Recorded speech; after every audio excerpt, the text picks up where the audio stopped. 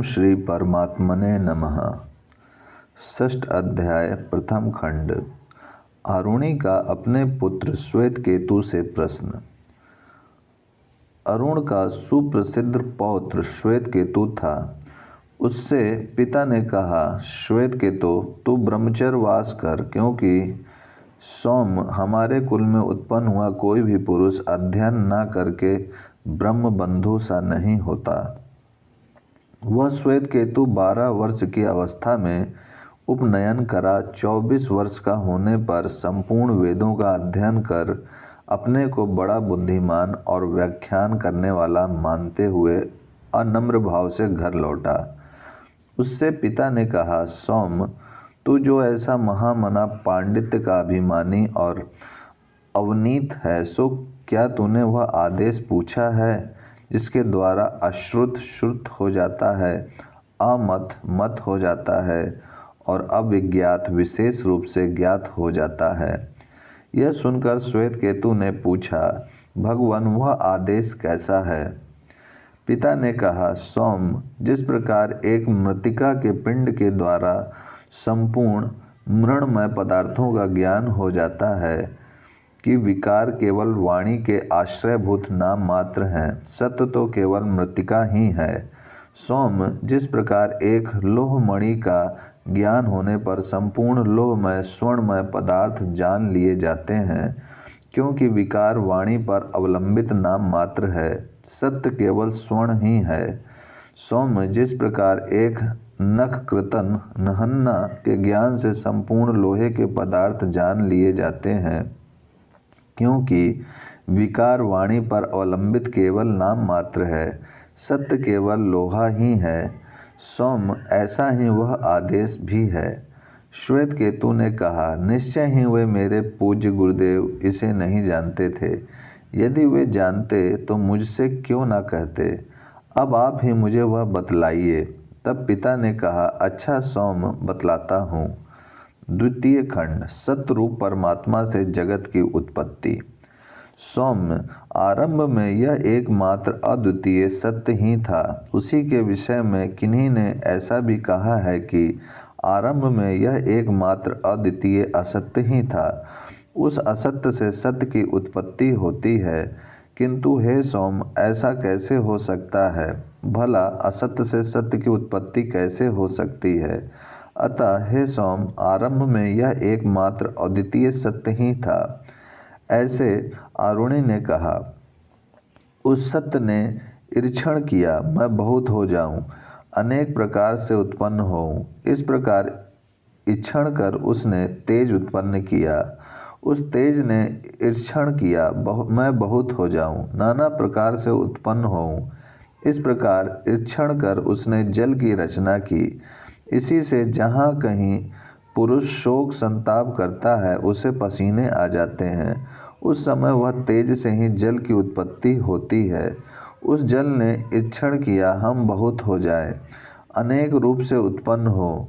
उसने अन्न की रचना की। इसी से जहाँ कहीं वर्षा होती है, वही बहुत सा अन्न होता है, वह अनाक जल से ही उत्पन्न होता है।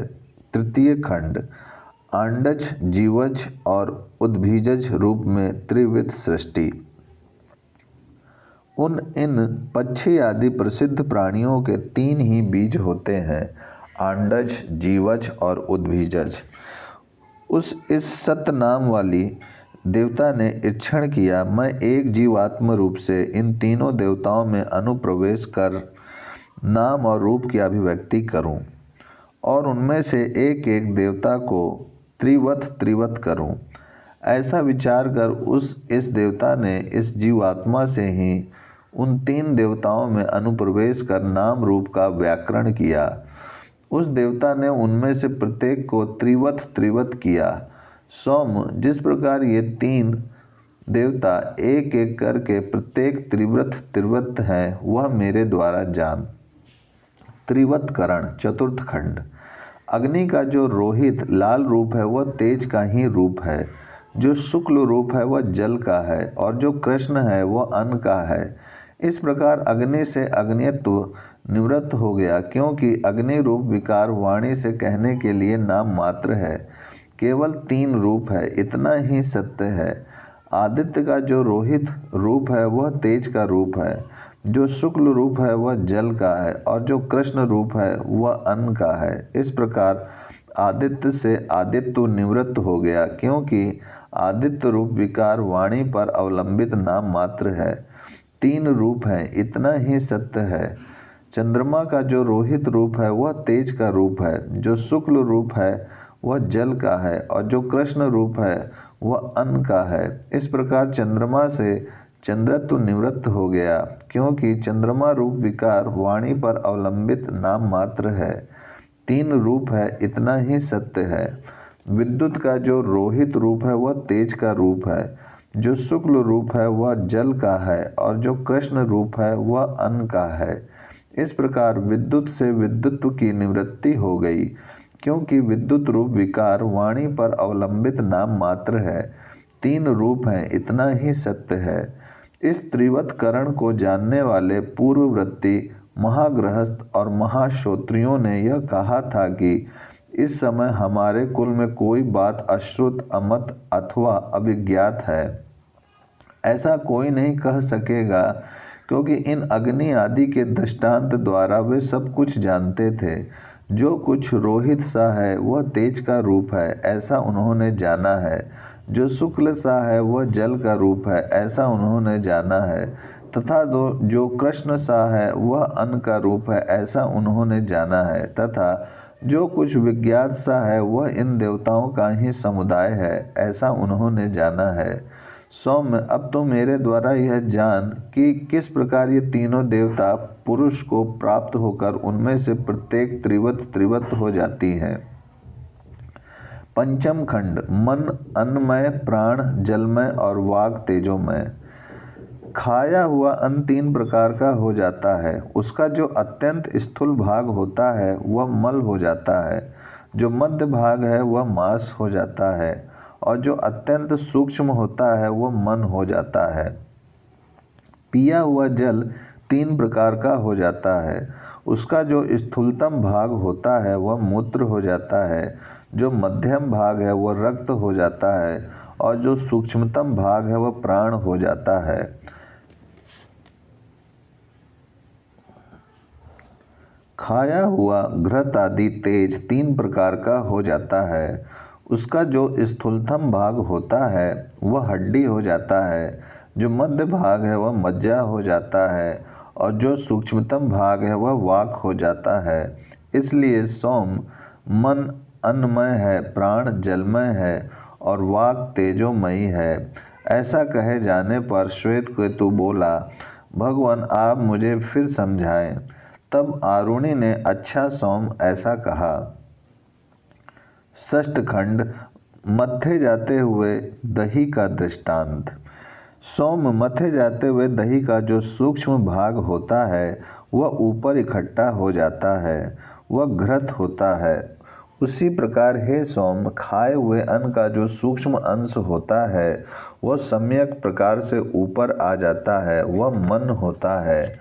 सोम, पिए हुए जल का जो सूक्ष्म भाग होता है वह इकट्ठा होकर ऊपर आ जाता है, वह प्राण होता है। सोम, भक्षण किए हुए तेज का जो सूक्ष्म भाग होता है वह इकट्ठा होकर ऊपर आ जाता है, और वह वाणी होता है। इस प्रकार हे सोम, मन अन्नमय है, प्राण जलमय है, और वाणी तेजोमयी है। ऐसा आरुणि ने कहा। तब श्वेत केतु बोला, भगवान मुझे फिर समझाइए। इस पर आरुणि ने कहा, सोम, अच्छा। सप्तम खंड, मन की अन्नमयता का निश्चय। सोम, पुरुष 16 कलाओं वाला है। तू 15 दिन भोजन मत कर, केवल यथेच जल पान कर। प्राण जलमय है, इसलिए जल पीते रहने से उसका नाश नहीं होगा।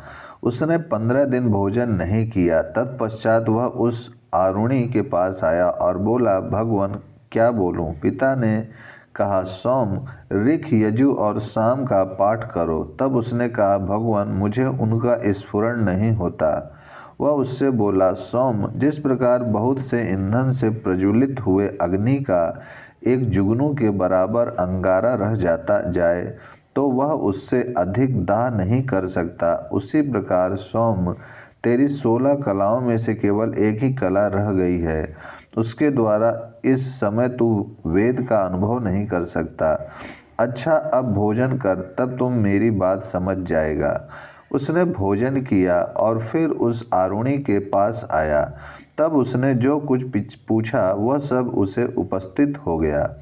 उससे आरुणि ने कहा, सोम, जिस प्रकार बहुत से ईंधन से बढ़े हुए अग्नि का एक खगोत मात्र अंगारा रह जाए और उसे तृण से संपन्न कर प्रज्वलित कर दिया जाए तो वह उसकी अपने पूर्व परिमाण की अपेक्षा भी अधिक दाह कर सकता है, इसी प्रकार सौम्य, तेरी 16 कलाओं में से एक कला अवशिष्ट रह गई थी, वह अन्न द्वारा वृद्धि को प्राप्त अर्थात प्रज्वलित कर दी गई।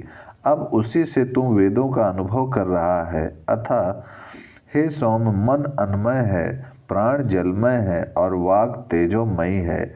इस प्रकार श्वेत केतु उसके इस कथन को विशेष रूप से समझ गया। ओम शांति शांति शांति।